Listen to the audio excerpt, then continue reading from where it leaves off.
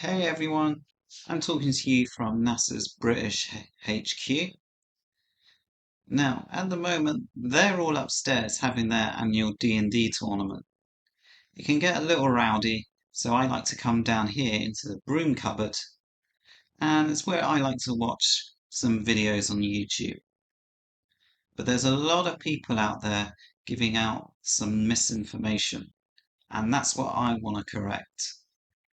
Starting up, we're going to look at two guys, Peter and Pete. Now, as a kid, I was a big fan of the adventures of Pete and Pete.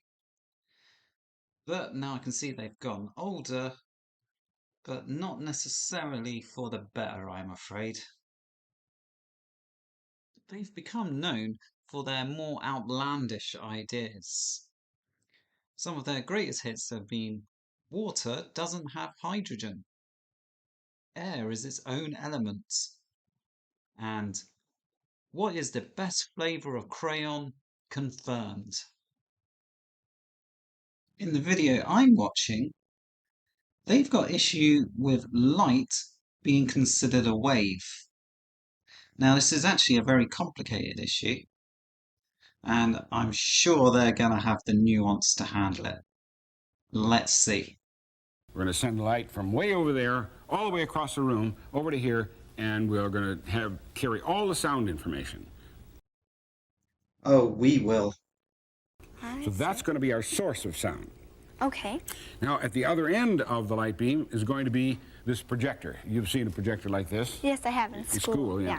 When you turn it on, there's a light inside here that shines through the film and the pictures on the screen, right? Mm-hmm. But there's another little light that maybe you didn't know about. That's buried inside the projector.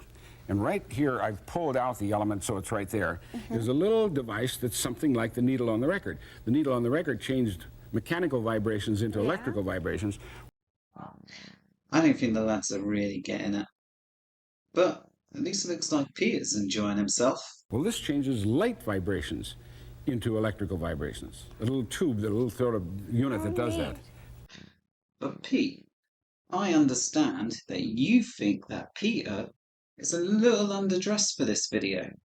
Yeah, why isn't he wearing magic? Why isn't he wearing his wizard's costume? Oh right, yeah. Why isn't he With the with stars? You know, the stars and the moon, the crescent moon, and his wands. Oh, well, that's a shame. Oh, well, never mind. Anyway, that was all just the introduction. Now we'll get on to what I will hesitantly call the meat of the video. Now, all we're going to present to you, our viewers, is why we think science only thinks and considers light as a concept to be a wave. Mm. Okay, there's no proof that light is a wave, none whatsoever. But why science thinks light is a wave. Yeah. Okay, well, you've already made an error just in your little intro there. But we'll get back to that later on. Okay, let's just see what you have for now. Got my new badge. Sure. It's very nice, Pete. Very nice. Somebody called me weird today, and I said, "Oh, you want to have a look? What's in my pocket?" Pierre, I know that you're the bad boy of the two, but that's really not the sort of thing you should be going around saying to people. Maybe we should just move on with the topic. Nobody can prove to me what light is. They can come up with a lot of ideas. Obviously, they can say that it's a disturbance, it's a vibration, it's a Perturbation. it's a photon, It's a phenomenon. it's this or Okay, but none of those contradicts the other, so not really a problem. yeah. Here we go, back on our favourite little image here. The Favourite piece of fabrication. So yeah, basically, these guys don't believe anything that mainstream science tells them, which is why I'm pretty sure soon they'll be telling us how we hear sound through our spleens.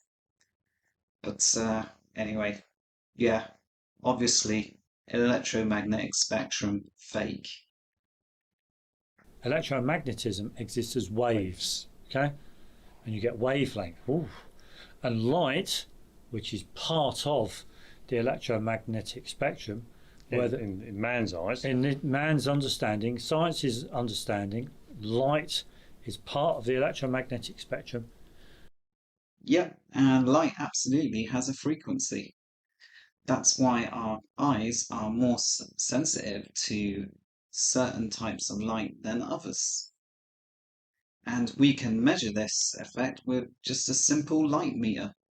Absolutely, of course, yeah. So you've got to remember that all of that's man-made. Yeah. All of it. Now we have to look at these technologies to look at how man creates the technologies. Yeah, in order to understand why man thinks that light is a wave. Okay. Man thinks that light is a wave because of the way in which it behaves. I think first we should nail down exactly what a wave is.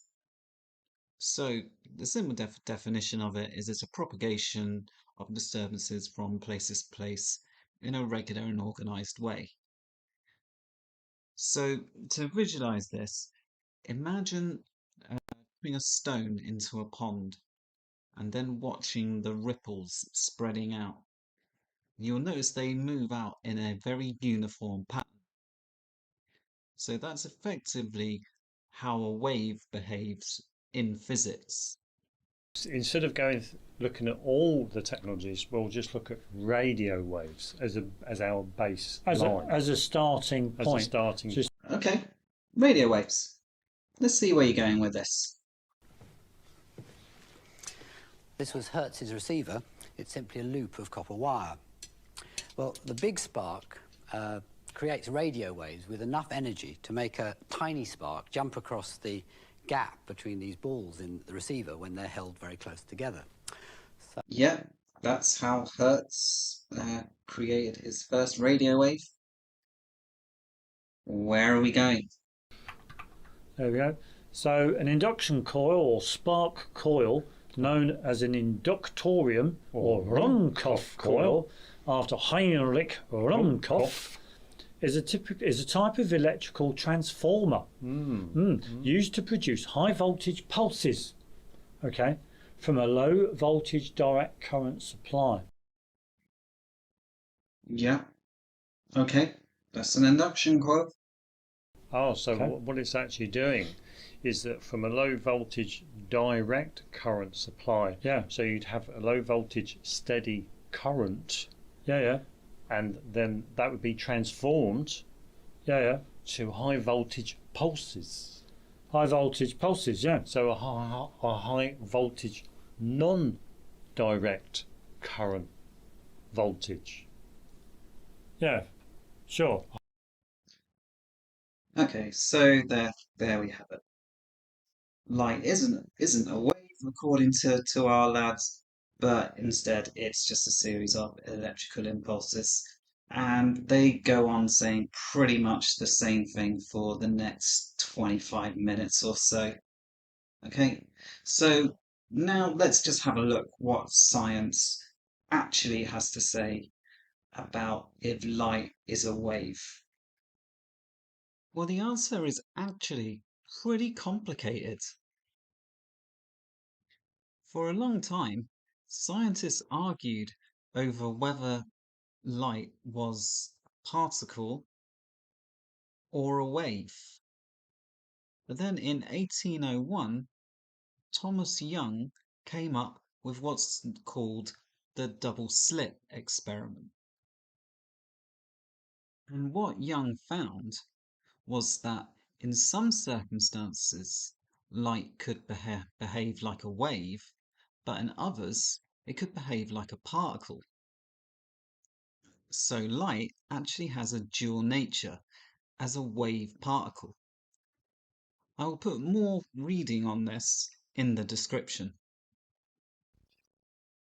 So To be honest, science isn't 100% happy with this explanation.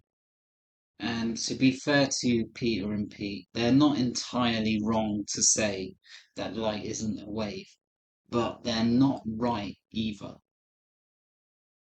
Anyway, I think I can hear the tournament finishing up upstairs, so I'd better get back to it. There's bound to be blood that needs mopping up.